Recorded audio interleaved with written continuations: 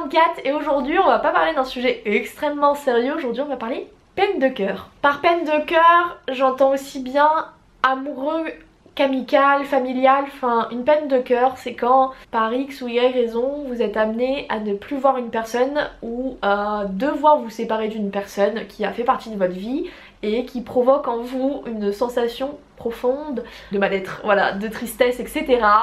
Je vais vous donner un peu mes petits conseils à moi. Alors je vous préviens, je ne révolutionne pas le game, ce ne sera pas une vidéo magique où à la fin vous aurez vaincu votre peine de cœur. Non, ça n'existe pas. Je pense que je vais donner plein de conseils que vous avez sans doute déjà vus, mais je m'imagine que si vous êtes sur cette vidéo, c'est que vous êtes peut-être en train d'en traverser une. Donc de toute manière vous êtes assez désespéré pour regarder cette vidéo. Je me dis que de toute manière, voilà, hein, vous y êtes, autant y rester. Alors, à titre personnel, j'ai 25 ans, je suis une personne de type féminin, je suis hétérosexuelle et dans ma jeune vie j'ai connu quelques déceptions amoureuses, hein, plus ou moins fortes en fonction des personnes, la dernière remontant à quelques mois en arrière. Et quand tu as cette sensation de cœur brisé, hein, parce que c'est ça, c'est compliqué parce que t'as cette impression qu'à l'intérieur de toi t'as un espèce de gouffre sans fond qui aspire tout à l'intérieur de toi, que rien n'est beau, que le soleil a beau briller dehors, tu te sens toujours comme une merde, que de toute manière la vie est une pute et tu ne comprends pas pourquoi les gens continuent de vivre alors que toi ça ne va pas. Je pense que je vais dire le conseil que tu n'as absolument pas envie d'entendre et qui est terrible à entendre. Il n'y a que le temps qui va améliorer ça. Je sais, c'est vraiment le conseil pourri, tu vois, où t'es là genre ne me dis pas ça s'il te plaît. Là actuellement je souffre, je veux que la souffrance s'arrête maintenant. C'est pas possible. C'est pas possible parce que c'est comme ça. Et c'est vrai qu'avec le temps ça va s'estomper. Mais je pense qu'il y a des petites choses à faire pour que ça s'estompe un peu plus vite, tu vois. Déjà, moi ce que j'ai fait, sachant que ça a été un peu compliqué, je vais pas rentrer dans les détails, mais c'était pas une cassure franche et nette. Donc ça a été encore plus terrible, c'est que c'était... j'étais à moitié sûre et pas certaine que c'était fini, si tu veux. Et du coup moi ça a été très compliqué parce que j'ai dû me rendre compte moi-même toute seule qu'en fait ça se ferait pas avec cette personne là, parce que c'était une peine de cœur amoureuse pour le coup. Et donc t'as ce mal-être en te disant c'est peut-être fini, peut-être pas fini. Finalement tu te rends compte avec du recul que oui c'est bien fini, que la personne en face ne te le dit pas surtout. Moi ça a été un peu compliqué, mais à partir du moment où même si l'autre me l'avait pas dit, que j'ai fini par comprendre, hein, bah tu te sens comme une merde, et j'ai accepté en fait de me sentir comme une merde, d'être un caca pourri, d'être nulle, de me sentir nulle et juste de me rouler dans ma couette comme un sushi et de vouloir rien faire. Je pense que dans notre société actuelle, on est toujours dans ce besoin de paraître que tout va bien, que notre vie elle est géniale et surtout de pas montrer que ça ne va pas. Mais la vie c'est pas que des bons moments aussi, c'est des mauvais et il faut je pense accepter que là ça va pas du tout et de vivre en fait à fond cette sensation de mal-être. Avec quand même une envie d'aller mieux par la suite, hein. Dites-vous bien que faut pas rester 6 mois en étant malheureux, hein. Moi je m'étais dit, vu qu'en plus j'étais clairement en train d'écrire ce livre là, livre un peu compliqué en plus, hein, à écrire, mais j'avais quand même quelque chose à faire. Et heureusement que j'avais un bouquin à écrire d'ailleurs. Mais quand il s'est terminé et que du coup j'ai plus rien à faire, je venais juste en plus de faire une rupture conventionnelle dans mon boulot, donc j'avais littéralement toutes mes journées disponibles.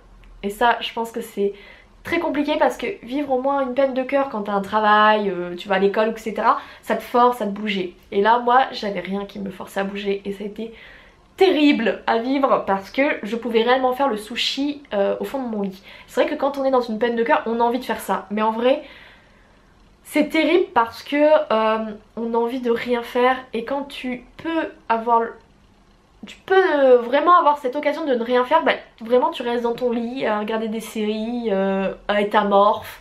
J'ai pas arrêté de voir mes copines par exemple, j'ai toujours continué à avoir nos petits rendez-vous comme on avait avant, j'ai quand même essayé de sortir. Et mon premier conseil c'est de 1 accepter d'être pas bien, de vivre à fond ses émotions avec entre guillemets une date à peu près de fin, un moment où vous dites stop. Et ensuite de sortir avec les copines, au boulot, aller à l'école, enfin continuez en fait à avoir vos petits rituels comme vous aviez avant pour vous forcer en fait à ne pas rester trop longtemps dans cette espèce de platitude que votre vie est actuellement, où vous êtes actuellement, parce que c'est pas bien. C'est pas bien. Je trouve que ça va pas vous aider à remonter, ou ça va mettre plus de temps. Alors que si vous vous dites, bon ok, pendant 2 semaines, je suis une loque humaine, je ne fais rien de mes journées, je ne veux rien faire, je fais le strict minimum, je suis là, syndicalement présent, mais c'est tout.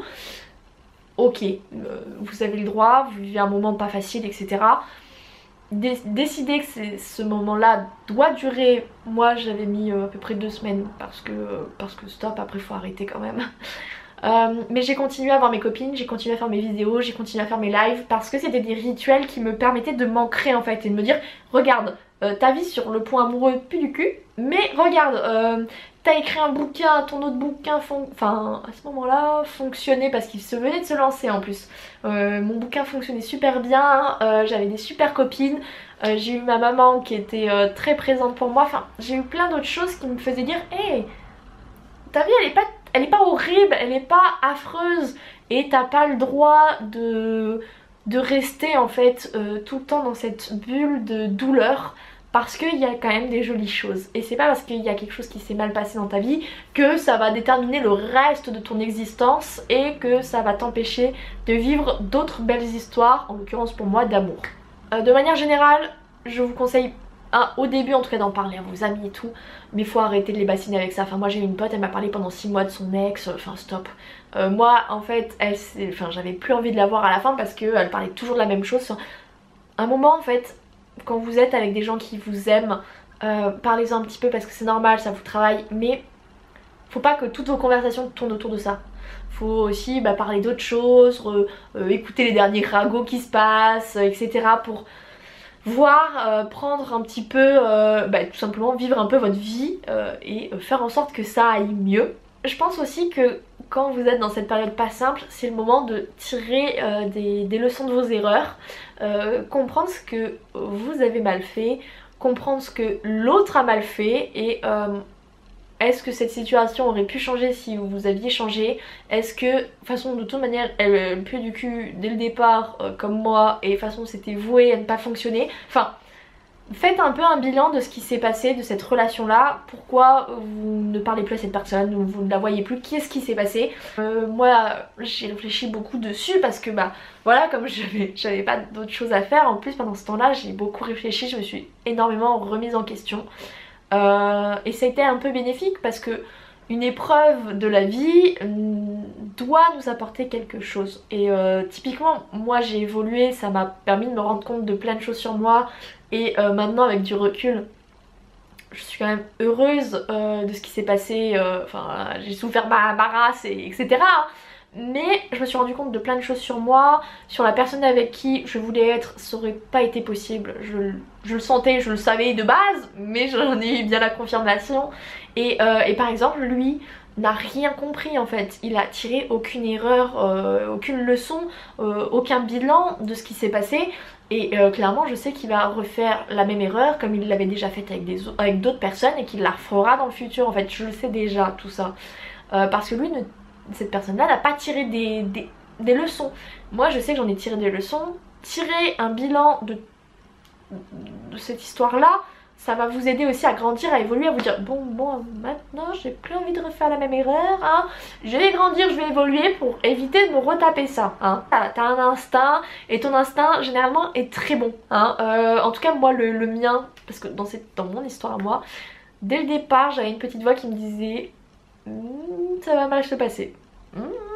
Ça va mal se passer. Et en fait j'avais toujours cette petite voix qui avait senti les choses avant.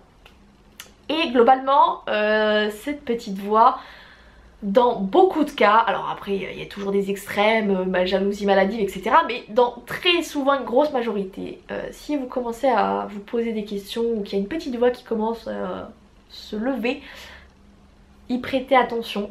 Ça peut être pas mal parce que moi du coup quand je me suis vautrée hein, tel un petit caca et que j'ai beaucoup souffert quand même hein, je me suis dit genre hey, ma petite voix me l'avait dit et finalement comme j'ai quand même prêté un petit peu attention ça a été douloureux hein, et ça m'a pas enlevé cette douleur là mais c'est comme si cette petite voix là m'avait dit m'avait commencé un petit peu à me préparer à ce que j'allais subir. Alors je l'ai quand même pris en pleine face et j'en ai chié ma race, hein, je vais pas vous mentir, mais je me suis dit genre hey, mon instinct était bon et je devrais me faire aussi un peu plus confiance. Après des fois c'est juste des peurs infondées et qui se révèlent hein, avec nos petites voix hein. Attention hein, je dis pas l'écouter sans cesse ou quoi.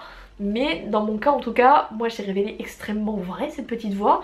Et souvent on sent les choses et on n'a pas envie de les voir parce qu'elles sont douloureuses. Mais souvent votre instinct est bon et pressent certaines choses. Vous devez vous dire genre j'en chie ma race, j'ai envie de pleurer tout le temps, j'ai perdu le goût de vivre.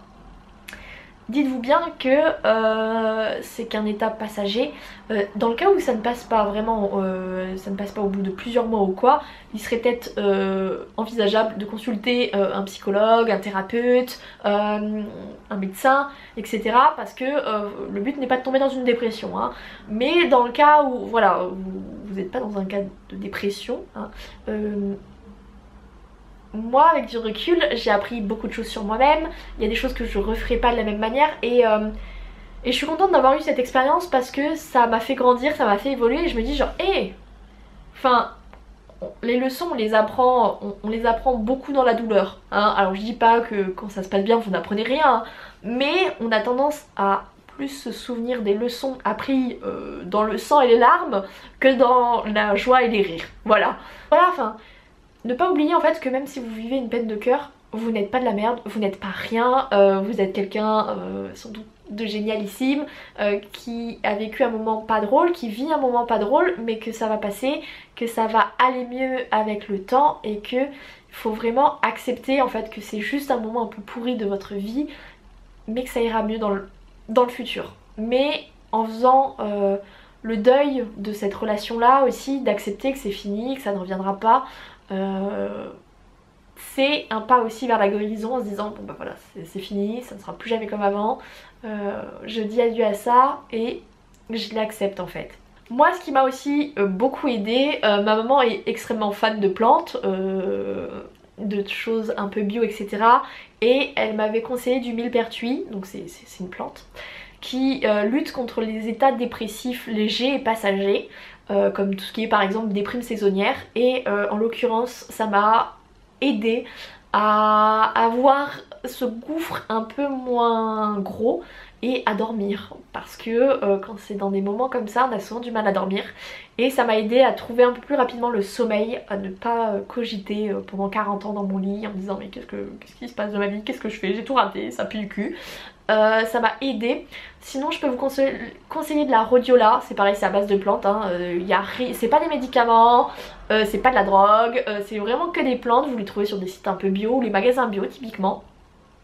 Moi j'ai pas testé mais il y a tout ce qui est fleur de bac aussi qui fonctionne pas mal, mais moi je suis restée sur le millepertuis et le rhodiola. Rhodiola pareil c'est aussi dans tout ce qui est un peu état passager, vraiment quand vous avez votre cœur s'est transformé en gouffre sans fin de douleur qui aspire tout dans votre vie, la rhodiola en fait c'est comme si ça comblait ce vide et ça m'a beaucoup aidé en fait pour aller mieux.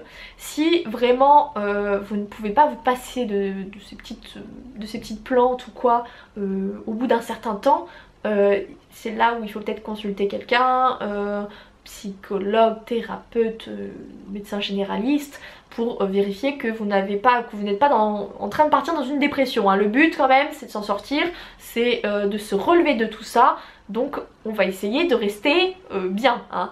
Après voilà je suis désolée mais je vous ai pas sorti des conseils qui vont révolutionner votre vie parce que le meilleur des remèdes c'est le temps.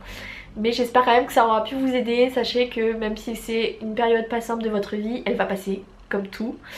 C'est l'avantage de notre vie, c'est que simple mortel que nous sommes, le temps file et du coup pour éviter que ça reste une blessure, il va vraiment falloir faire un bilan et évoluer en fait et grandir, que ça reste une plaie ouverte, le but c'est que ça cicatrise, que ça devienne juste à la fin une petite cicatrice qui ne se voit à peine et que vous en soyez surtout sortis plus fort de toute cette épreuve. Du coup j'espère quand même que cette vidéo aura pu vous aider, vous faire oublier l'espace d'un temps, un moment un peu peut-être difficile et de vous aider à rebondir. Moi je vais vous laisser là, je vous souhaite beaucoup de courage, n'hésitez pas à liker, à commenter, merci à tous ceux qui ont acheté mon roman du coup qui est Illusion, parce que j'en ai pas parlé mais tout ce qui est séries, bouquins etc, c'est vrai que dans cette période là c'est plutôt pas mal. Si on arrive à se concentrer évidemment, mais en tout cas merci à tous ceux qui m'aident à vivre de mon rêve. Je vais pas vous mentir que ça m'a beaucoup aidé dans une période un peu difficile, donc merci à vous. Et puis moi je vais vous laisser là, je vous fais à tous et à toutes de gros bisous, je vous aime tous très fort, ciao ciao.